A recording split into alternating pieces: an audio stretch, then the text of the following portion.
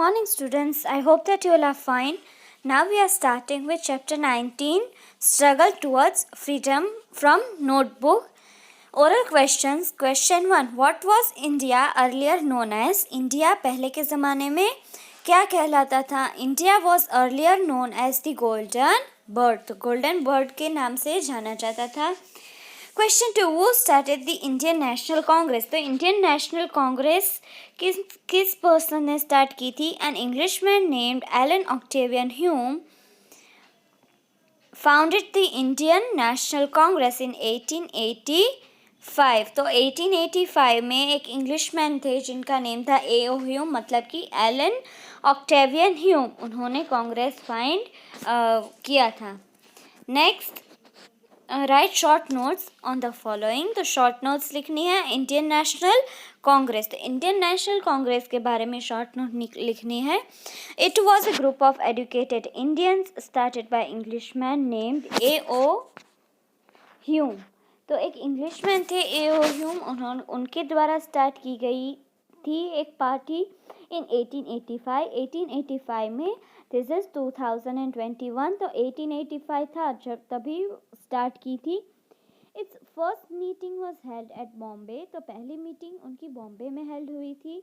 It was attended by 72 delegates from all over India. तो पूरे India से 72 people ने अटेंड की थी. W.C. Banerjee was it's first president. तो प्रेसिडेंट मतलब कि जो कमिटी थी उनके हेड, तो वो कौन थे? W.C. Banerjee. As the time passed, the Indian National Congress became popular and strong and awakened the feeling of love for one's country in the minds of common people. तो जैसे ही टाइम जाता गया तब INC थी वो बहुत ही पॉपुलर होने लगी और जो कॉमन पीपल थे उनकी अंदर एक देशभक्ति की फीलिंग जो है वो जागृत हो गई. नंबर 2, मंगल पांडे. तो Mangal Pandey, he was a soldier in the British army in India. तो ब्रिटिश आर्मी थी जो इंडिया में, उनके एक सोल्जर थे मंगल पांडे.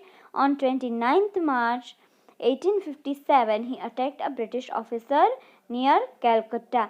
तो 29 मार्च को 1857 ईयर में एक ब्रिटिश ऑफिसर के ऊपर उन्होंने हमला कर दिया था. इसकी वजह से क्या हुआ? He was hanged on 8 April 1857. तो उनको फांसी दी गई कब? 8 अप्रैल 1857 को. Next, the result of sepoy mutiny. In 1858, the British government decided to end the rule of the East India Company and control India. A viceroy was appointed to rule over India on behalf of the crown. तो 1858 में British government ने ये decide किया कि east India company है, उनके पास से control ले लेना चाहिए और एक वो उनकी सरकार करेगी और एक वाइसरॉय अपॉइंट किया था जो हेड था.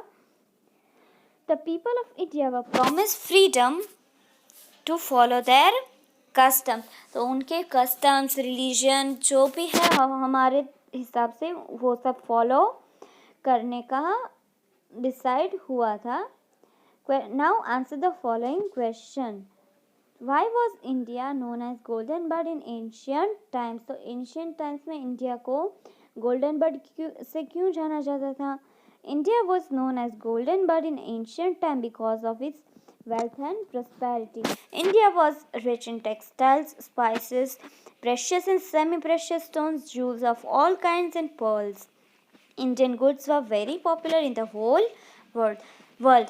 तो गोल्डन बर्ड इसीलिए जाना जाता था बिकॉज उसकी वेल्थ और प्रॉस्पेरिटी के लिए. इंडिया टेक्सटाइल में, स्पाइसेस में बहुत ही रिच था, प्रेशियस, सेमी प्रेशियस स्टोन्स में. तो इस और पूरे वर्ल्ड में इंडिया के गुड्स बहुत ही फेमस थे. इसकी वजह से India was very popular and known as golden bird. Question 2, how did the Britishers exploit the farmers of India and why? Britishers जो थे वो फार्मर्स क्यों एक्सप्लॉइट करते थे? एक्सप्लॉइट मतलब कि उनको बहुत ही बुरी तरीके से परेशान करना. और क्यों करते थे ऐसा? The Britishers exploited the poor farmers of India as they forced the Indian farmers to grow crops that would be used as raw materials in English factories. तो ब्रिटिशर्स ने ऐसा किया इसीलिए क्योंकि ब्रिटिश फैक्ट्रीज में जो गुड्स यूज़ होते थे वो इंडिया में चीप रेट में परचेज करना चाहते थे और बाद में वो फाइनल प्रोडक्ट बना के बहुत ही हाई प्राइस में सेल करना चाहते थे. This were called cash crops. The farmers were not allowed to grow food crops. तो जो ब्रिटिशर्स बोलते थे उनको वही उगाना पड़ता था. कैश क्रॉप्स ही उगाना पड़ता था, फूड क्रॉप्स नहीं. फूड क्रॉप्स मतलब जिस क्रॉप्स को हम खाते थे जैसे कि फ्रूट्स है, वेजिटेबल्स है, वो सब नहीं उगाने देते थे, बल्कि सिर्फ उनके बेनिफिट में जितने भी क्रॉप्स आते थे सिर्फ वही उगाने पड़ते थे. As a result they and their families starved. तो थे मतलब कि फार्मर्स और उनकी फैमिली बहुत ही गरीबी में लाइफ स्पेंड करती थी. Question 3.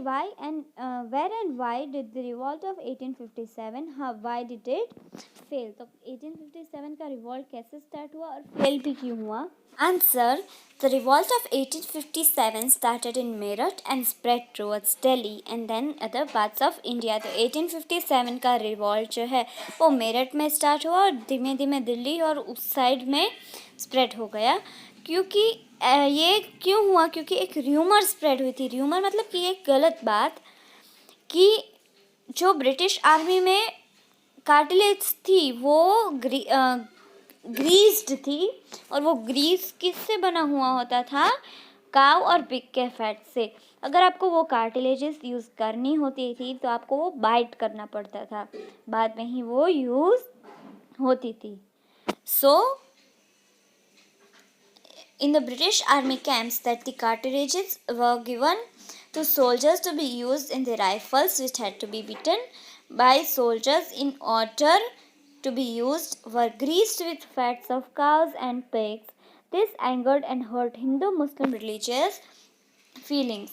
They refused to obey and revolted. However, revolt failed because many Indians stayed away from the revolt and some supported British.